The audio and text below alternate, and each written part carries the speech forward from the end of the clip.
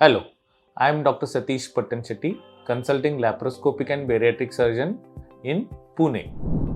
आज हम gall bladder surgery कैसे अवॉइड कर सकते हैं इसके बारे में बात करेंगे।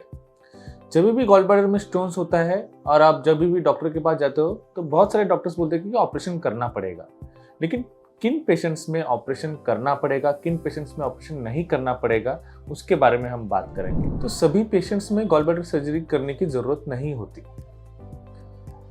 कौन से पेशेंट्स में गॉल ब्लैडर सर्जरी करने की जरूरत नहीं होती? बहुत सारे हम पेशेंट्स आते हैं हमारे पास जो गॉल ब्लैडर का रिपोर्ट लेके आते हैं, मतलब सोनोग्राफी का रिपोर्ट लेके आते हैं। उस सोनोग्राफी की रिपोर्ट में हम क्या as a doctor, as a surgeon हम क्या देखते हैं कि गॉल ब्लैडर का साइज कितना है, गॉल ब्लैडर के स्टोन की साइज कितनी है और गॉल ब्लैडर के वॉल की थिकनेस कितनी है।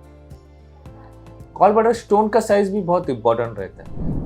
कुछ पेशेंट्स जो आते हैं, जिनका बहुत सारे पेशेंट्स हैं कि जो कॉम्प्रिहेंसिव हेल्थ चेकअप करते हैं ईयरली, उनमें जो सोनोग्राफी करते हैं वो पेट का, उसमें कभी कभी सोनोग्राफी में गॉल ब्लैडर में स्टोन्स आ जाते हैं जिनका साइज 5 mm रहता है, 3 mm रहता है, 4 mm रहता है और उनको कुछ तकलीफ नहीं रहती, उनको पेट में दर्द नहीं रहता है, उल्टियाँ नहीं होती है, खाना खाने के बाद पेट में दर्द नहीं होता है।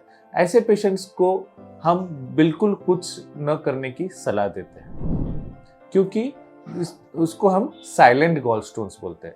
साइलेंट गॉल स्टोन्स मतलब जिनमें वो मूव नहीं होता और जिसकी वजह से दर्द नहीं होता है। तो ऐसे पेशेंट्स में हम बिल्कुल सर्जरी करने की सलाह नहीं देते, जो एक कोइंसिडेंटल फाइंडिंग है सोनोग्राफी में।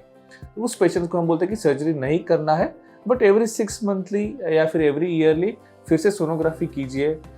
गॉल ब्लैडर का स्टोन का साइज बढ़ता है क्या देखिए, आपके कंप्लेंट्स में कुछ फर्क आता है क्या देखिए, स्पेशली फ्राइड या फैटी फूड खाने के बाद आपके पेट में दर्द होता है क्या, उसकी जांच कर, उसका ख्याल रखना पड़ेगा। ये सब चीज़ें ख्याल में रखेंगे, but you should always no कि बाबा गॉल ब्लैडर के स्टोन्स रहेगा तो उसमें एक ईयरली जांच करना बहुत ज़रूरी है। अगर स्टोन का साइज ज़्यादा रहेगा, स्पेशली अगर कुछ दर्द नहीं है लेकिन फिर भी अगर गॉल ब्लैडर स्टोन का साइज 2 सेंटीमीटर के ऊपर रहेगा तो उसका ऑपरेशन करना अच्छा रहता है, क्योंकि जब ये 2 सेंटीमीटर के ऊपर गॉल स्टोन का साइज रहेगा तो उसमें कैंसर होने के चांसेस ज़्यादा रहते हैं, because stone is quite a big size और वो ज़्यादा इरिटेट करता है गॉल ब्लैडर और गॉल ब्लैडर वॉल को, और उसमें कैंसर होने के चांसेस ज़्यादा रहते हैं। लेकिन कुछ पेशेंट्स में 2 mm या 3 mm की जब स्टोन्स रहते हैं, लेकिन उनको जब दर्द ज़्यादा रहता है तभी उनको ऑपरेशन करना बहुत ज़रूरी रहता है, क्योंकि गॉल ब्लैडर स्टोन जब भी गॉल ब्लैडर में होते हैं और वो स्टोन जब मूव करते हैं तो उसमें दर्द होने की संभावना ज़्यादा रहती है और दर्द भी ज़्यादा होता है, क्योंकि वो स्टोन्स गॉल ब्लैडर वॉल को हिट करते हैं, इसलिए दर्द होता है।